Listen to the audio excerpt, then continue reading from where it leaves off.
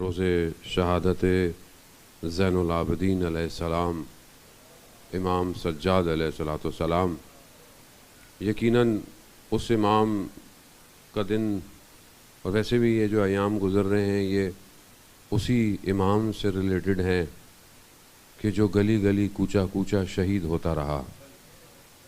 کربلا میں یقیناً شہادتیں بہت کمال پہ ہیں، چاہے وہ 6 ماہ کے بچے کی ہو، چاہے وہ جوان علی اکبر کی ہو، لیکن یہ امام 11 محرم سے لے کر سب رستے میں غیروں کے مجمع میں نہ جانے کون کون سے تیر کھاتا رہا۔ آسان تھوڑی ہے 35 سے 40 سال گریہ کرنا، آسان ہے نہیں ہے۔ کون سی چیز ہے جو انسان کو اتنا رلا رہی ہے؟ یقیناً مصیبتیں ایسی تھیں کہ امام جب پانی دیکھتے تھے تو روتے تھے۔ امام جب کوئی قصاب قربانی کر رہا ہوتا تھا، امام جا کر پوچھتے تھے پانی پلایا ہے اسے؟ نہ جانے کیا کیا دیکھا ہے امام نے۔ عزاداران محترم، یقیناً آپ نے آج اسی امام کے لیے اپنے آنسوؤں کو بہایا ہوگا۔ اتنا تو انسان کا حق بنتا ہے کہ تھوڑی دیر تو اس کو روئے جو ساری زندگی روتا رہا۔ یہی یاد آیا کرے تو رو لیا کرے، مصائب کی ضرورت ہی نہیں ہے کہ جو ساری زندگی روتا رہا میں نے اس کے لیے کتنا گریہ کیا ہے۔ اللہ اکبر، عزاداران محترم، خوب یہی ایک چیز ہے۔ کربلا ایک ایسی داستان نہیں ہے کہ جسے انسان تکرار کرے، دہرائے اور چلا جائے۔ کربلا ایک وادی ہے اور اس وادی میں داخل ہونا پڑتا ہے، اور اس وادی میں داخل ہونے کی شرائط بھی بڑی عجیب ہے، ہر کوئی داخل بھی نہیں ہو سکتا۔ اسی لیے بار بار ہر سال اس وادی کو کھولا جاتا ہے کہ شاید تم اپنی زندگی میں ادھر ادھر ہو گئے ہو، یہ ماہ محرم جو آیا ہے یہ دوبارہ وادی کھول رہی ہے، یہ تمہیں اپرچونٹی دے رہی ہے، موقع دے رہی ہے کہ تم زندگی میں اگر کچھ بھول گئے ہو تو آؤ، کریم ابن کریم نے پھر سے اپنی درگاہ کھولی ہوئی ہے۔ چاہے تم پورے سال جو بھی کرتے ہو، حسین تمہیں اپنی بارگاہ میں بلا رہا ہے، اور تمہارا ایک آنسو قبول ہو گیا تو تمہارے سارے گناہ معاف ہو جائیں گے۔ یہ حقیقت ہے، یہ روایات ہیں، زن محترم، روایت ہے کہ جو سید الشہداء پر گریہ کرتا ہے، بہت معروف حدیث ہے امام رضا علیہ السلام کی، اللہم صلی علی محمد۔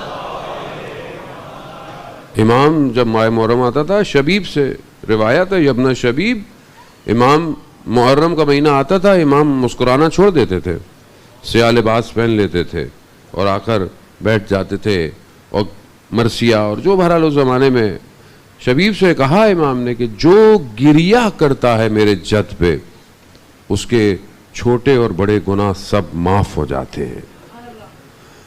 خوب آپ یہ سوچیں کہ بہرحال یہ آدمی سارا سال کرتا کیا ہے اور آپ کہہ رہے ہیں کہ گناہ معاف ہو جاتے ہیں۔ بات یہ ہے کہ دیکھیں، گناہ میں نے اور آپ نے تو معاف کرنے نہیں ہیں، کرنے تو پروردگار نے معاف ہے۔ اب بات یہ ہے کہ ہم کیوں اتنے زیادہ وہ سخت ہوتے ہیں ایک دوسرے کے معاملے میں؟ بعض اوقات ہم بہت سخت ہوتے ہیں کہ اس کو دیکھو پورا سال پتہ نہیں کیا کرتا ہے، ایک ہی مجلس میں آتا ہے اور پھر اس کے بعد آنے دیں، ایک ہی میں آئے گا تو بدل جائے گا، کیونکہ یہ تو وہ بارگاہ ہے کہ جس میں آخری وقت میں آنے والا علیہ السلام ہو گیا، حضرت حور علیہ السلام ہو گئے۔ تو ہم کیوں روک رہے ہیں کسی کو یا کسی کے بارے میں اپنے آنکھوں سے کیوں لوگوں کو دیکھتے ہیں؟ امام حسین کی نگاہ سے دنیا کو دیکھیں، وہ سفینۃ النجات ہے، جو سوار ہو گیا اس کو یہ نجات دے دے گا۔ ہم نے بہرحال اپنے آپ، اس لیے مجلسیں ایسی ہونی چاہیے کہ جس میں کوئی قید و بند نہ ہو، کسی فرقے کسی مذہب کا رنگ نہ ہو، بالکل انسانیت کی بقا ہو مجلس میں۔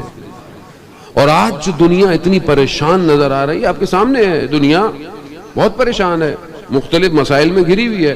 ان سارے مسائل کا حل کہاں جائے؟ وہ کس درگاہ میں جائے؟ دنیا کا کوئی مکتب نہیں ہے ایسا جو اسے سکون دے، جو اسے امید دے، جو اسے نجات دے، کیونکہ آپ کے سامنے دنیا کے جتنے بھی مکاتب ہیں وہ تو دنیا کے ہیں سارے. یہی ایک واحد مکتب ہے کہ جسے کوئی روک نہیں پایا نہ کوئی روک سکتا ہے. اور ہم لوگ گھبرا جاتے ہیں چھوٹی موٹی چیزوں کو دیکھ کر. عزیزان محترم، بڑے بڑے آئے چلے گئے، بڑے بڑے آئے اور چلے گئے، پھر کچھ بھی نہیں ہے، اور آپ ان کو کون دیکھ رہا ہے؟ ہم تو جس کا انتظار کر رہے ہیں. ابھی تو 61 ہجری میں جو امام آیا تھا اس سے پریشان ہے یہ. 61 ہجری میں جو امام آیا تو اس سے پریشان ہے. کیا پریشانی ہے بھائی؟ ہر وقت مجلس، ماتم، جلوس. ابھی ارمین سے پریشانی ہے لوگوں کو. ابھی یہ پھر دوبارہ نکلیں گے، اپنے اپنے علاقوں سے نکلیں گے. جو وہاں نہیں جا پایا وہ یہاں نکلنا شروع ہو جائے گا. نکلیں.